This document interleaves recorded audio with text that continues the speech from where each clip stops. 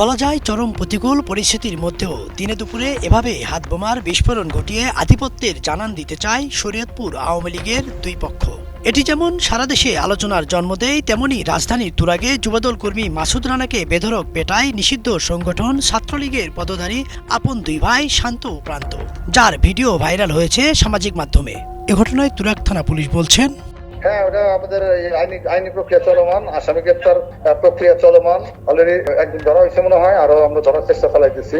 এমন সব ঘটনার মধ্যে দিয়ে যেন রাজনীতির মাঠে ফেরার পথ খুঁজছে ক্ষমতাহারা আওয়ামী লীগের নেতাকর্মীরা। এরপর রবিবার সকালে গুলিস্তান এলাকায় ঝটিকা মিছিল করে দলটির নেতাকর্মীরা, যেখানে নেতৃত্ব দেন ছাত্র জনতা হত্যা মামলার আসামি ঢাকা মহানগর দক্ষিণ আওয়ামী লীগের সাবেক সাধারণ সম্পাদক শাহে আলম মুরাদ। এ বিষয়ে ক্যামেরায় কথা বলতে রাজি হননি মতিঝিল বিভাগের উপপুলিশ কমিশনার মোহাম্মদ শাহরিয়ার আলী।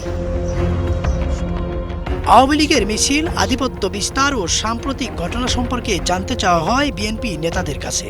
দিনে দুপুরে গুলিস্তান চত্বরে এখনো জয় বাংলা স্লোগান, তিস্তার পানি পান নাই, সীমান্তে গুলি বন্ধ হয় নাই, হাসিনার উস্কানিমূলক বক্তব্য বন্ধ হয় নাই, এখনো এখানে বসে বসে এখনো উস্কানি দিচ্ছে। এই যে দু একদিন আগে যে মিছিল, সেটাও উস্কানি দিচ্ছে। এগুলো এখনো বন্ধ করতে পারে না। তাই জনগণ মনে করে এগুলো শক্ত হাতে বন্ধ করতে হবে। দেশ পরিচালনার সম্পূর্ণ দায়িত্ব প্রফেসর ডাক্তার মোহাম্মদ ইউনূসকে দেওয়া হয়েছে, সকল দলের মতামতের ভিত্তিতে। এরা এত অন্যায় করেছে গত এই ফ্যাসিস্ট সরকার চলাকালীন সময়ে।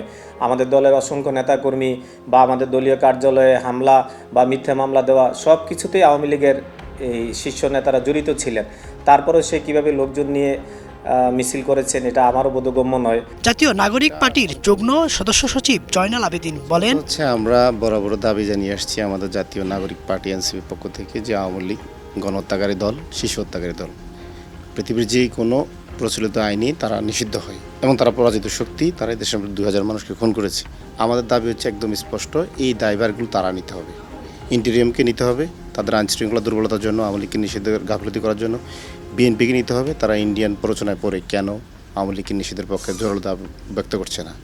জামাতকে স্পষ্ট করতে হবে আসলে তারা কী চায়। জামাত খুব জোর দিয়ে আওয়ামী লীগ নিষিদ্ধের দাবি করছে না।